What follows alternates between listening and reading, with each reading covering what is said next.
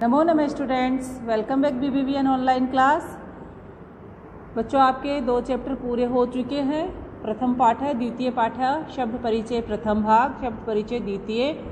आज हम पढ़ेंगे शब्द परिचय तृतीय भाग। ठीक है, मतलब पहले में आपको पुल्लिंग के रूप पता चले थे, दूसरे में आपको स्त्रीलिंग के और तीसरे भाग में आपको नपुंसकलिंग के। और आज एक सारणी भी आपको थोड़ा पढ़ा के वो दिखाऊंगी मैं, वो आपको याद करनी है, आपको अपनी नोटबुक में लिखनी है।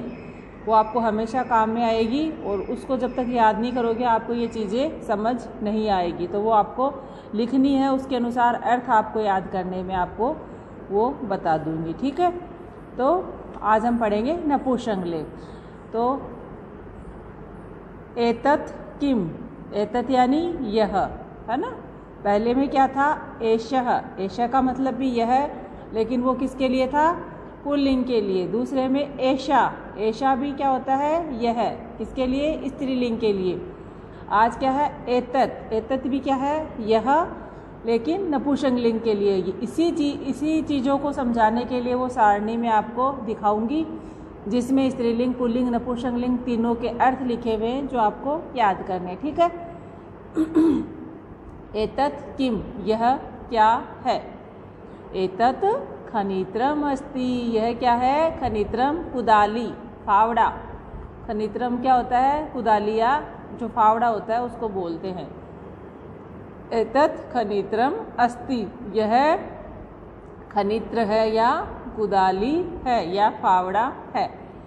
श्रमिका खनित्रम चालयति, श्रमिका यानी मजदूरनी, जो फीमेल मजदूर होती है उसको क्या बोलते हैं, श्रमिका, है ना। श्रमिका खनित्रम चालयति, यानी जो श्रमिका है, जो मजदूरनी है, वो क्या कर रही है, कुदाली चला रही है। क्या कर रही है, कुदाली चला रही है।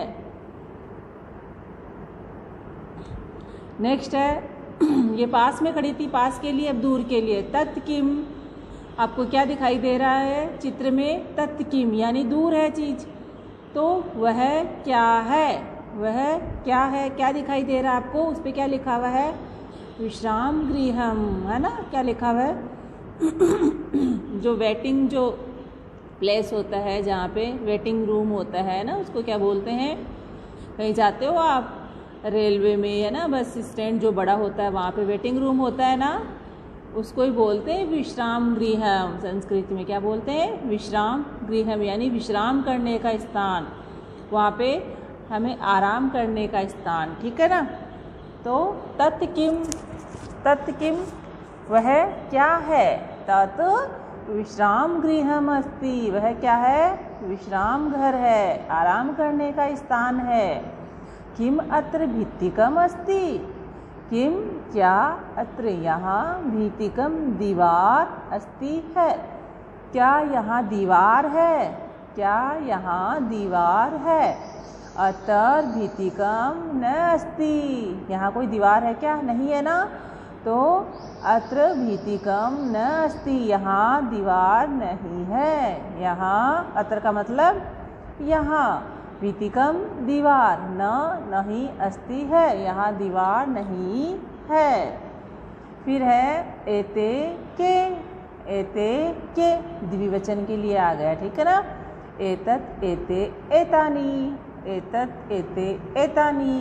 तो एते ये दो पास के लिए है, एक चीज़ आपको दिखाई जा रही है दूर के लिए, एक चीज़ दिखाई जा रही है पास के लिए, है ना। ठीक है ना। एते के, ये दोनों, ये दो क्या है, ये दो क्या है। एते अंगुलीय के स्तः, एते अंगुलीय के स्तः, ये दोनों, इस सुनार के पास क्या है, स्वर्णकार के पास 2 अंगूठियाँ दिखाई दे रही है आपको, तो ये दोनों अंगूठी है ना।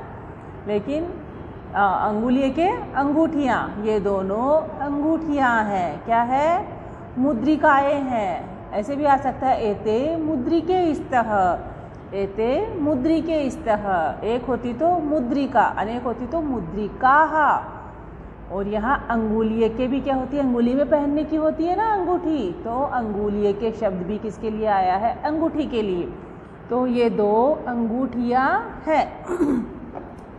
स्वर्णकारः अंगुलीयके रचयति। स्वर्णकारः अंगुलीयके रचयति। जो सुनार है, स्वर्णकारः सुनार, अंगूठी रचता है अर्थात बनाता है। अंगुलीयके दोनों, अंगुलीयके मतलब 2 अंगूठियाँ, दोनों अंगूठियों को बना रहा है। रचयति बना रहा है। ठीक है, समझ में आई आपको? ये तीनों चैप्टर छोटे छोटे हैं समझने के लिए आपको। फिर है ते के, एते वे, ये 2 पास के लिए, ते वे 2 दूर के लिए। ठीक है, तो क्या करोगे? ते के, पहले वे, ये 2 पास के लिए, अब ये 2 दूर के लिए। ते के, तो वे दोनों क्या है? वे दोनों क्या है? एते तो ये दोनों क्या है? ते के वे दोनों क्या है? ते बसयाने स्तः, वे दोनों बस हैं। ते का मतलब वे 2, बसयाने 2 बसों के लिए। बसयानम, बसयाने, बस, बसयानम, बसयाने, बसयानानी, अनेक बसे। बसयानानी अनेक बसे, बसयाने 2 बसे। ठीक है, ते बसयाने स्तः, वे दोनों, वे 2 बसे हैं। क्या है? बसे हैं। ते बसयाने कुत्र गच्छतः, ते बसयाने कुत्र गच्छतः। कुछ शब्द बच्चों ऐसे होते हैं जो संस्कृत, हिंदी और इंग्लिश में सेम जैसे हो गए, है ना। बस को इंग्लिश में बस बोलते हैं ना, बस ही होती है ना इंग्लिश में। देख लो संस्कृत में भी बस से ही बना हुआ है, बसयाने स्तः, बसयानम, है ना। कुछ शब्द होते हैं ऐसे। ते बसयाने कुत्र गच्छतः, ते वे दोनों, बसयाने दोनों बसे, कुत्र कहाँ, गच्छतः जा रही हैं, वे दोनों बस कहाँ जा रही हैं? ते रेल स्थानकम गच्छतः, ते रेल स्थानकम गच्छतः, वे रेल स्थान के लिए जा रही है या बस अड्डे के लिए जा रही है, वैसे भी हो सकता है। रेल स्थानकम यहाँ पे रेल के स्थान जो वहाँ स्टेशन होता है ना, वहाँ पे वो जा रही है। ठीक है, अब वहाँ तो ट्रेन जाती है, बसें थोड़ी जाती है, लेकिन एक स्थान के लिए यहाँ पे इसमें बताया गया है। ठीक है, फिर है एतानी और तानी।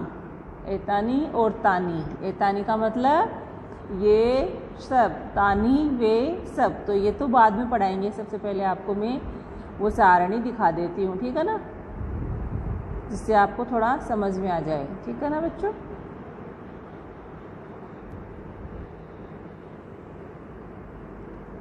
देखिए ये है पुल्लिंग रूपाणी सर्वनाम की सारणी। मैं आपको तीनों सारणी दिखा दूंगी, ये आपको अच्छे से नोटबुक में लिखनी है, अच्छे से याद करनी है।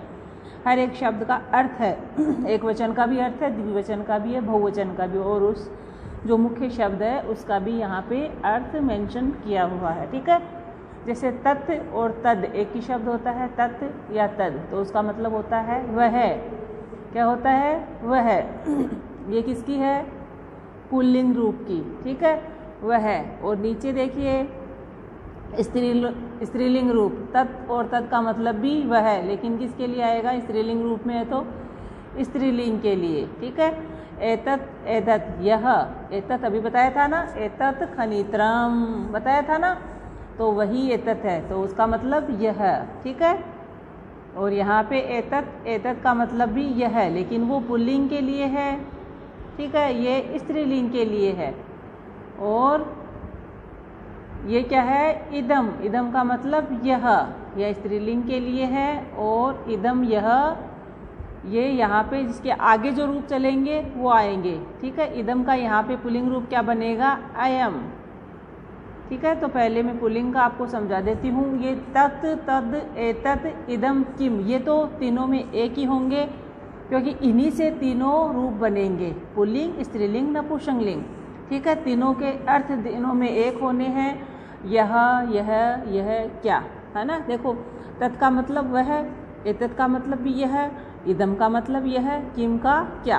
तो पुल्लिंग, स्त्रीलिंग, नपुंसकलिंग में इनके अर्थ तो एक होने, लेकिन इनके पुल्लिंग, स्त्रीलिंग, नपुंसकलिंग रूप कौन कौन से होते हैं वो इनके आगे लिखे हुए हैं। तो पहला एक वचन में क्या आएगा? सह। सह का मतलब वह। तौ वे दोनों, ते वे सब, एषः यह, एतौ ये दोनों। ठीक है, ये सारणी आपको अच्छे से देख के लिखनी है ना। मैंने इसको आपको बताया हुआ है। ये देखिए, सा का मतलब भी वह होता है, ऐशा यह, इयम यह स्त्री के लिए। ठीक है, ये अच्छे से आपको मैं दिखा देती हूँ यहाँ पे। ऐसे आप स्क्रीनशॉट लीजिए और इसको लिख लीजिए। ठीक है, यहाँ पे मैं दिखाती हूँ। और ये है किसके लिए? स्त्रीलिंग के लिए। इसका भी आप स्क्रीनशॉट लीजिए और लिख लीजिए। ठीक है, अब मैं आपको नपुंसकलिंग की भी दिखा देती हूँ। ये है नपुंसकलिंग की। ठीक है, देख लीजिए, वही है, तत्, एतत्, इदम, किम। इसके तो वही है, लेकिन इनका एक वचन, द्विवचन, बहुवचन में चेंज हो जाता है। तो तत् का मतलब वह, एतत् का मतलब यह, इदम यह, किम क्या। ये तो ठीक है। अब द्विवचन में देखिए, पहला एक वचन तत्, द्विवचन ते, बहुवचन तानि। एतत्, एते, एतानि। पहला क्या था? तत्, ते, तानि। तत् का रूप क्या चलेगा? तत्, ते, तानि। एतत् का क्या चलेगा? एतत्, एते, एतानि। इदम का क्या चलेगा? इदम, इमे, इमानि। किम का क्या चलेगा? किम, के, कानि। ठीक है, ये चीज़ें इनकी चलेगी। तो इदम का मतलब भी क्या होता है? यह। इमे, ये दो, पास के लिए। यह का मतलब भी क्या होता है? पास के लिए। इमानी, ये सब। ठीक है, तो ये आपको स्क्रीनशॉट लेके ये लिखना है। फिर आपको तीनों चैप्टर अच्छे से समझ में आ जाएंगे। इस सारणी में आपको क्या समझ में नहीं आया वो मुझे आप ज़रूर बताएंगे। ठीक है ना। तो ये आपकी सारणी पूरी होती है। ठीक है, आगे का जो चैप्टर है वो हम नेक्स्ट वीडियो में करेंगे। Okay, bye, thank you.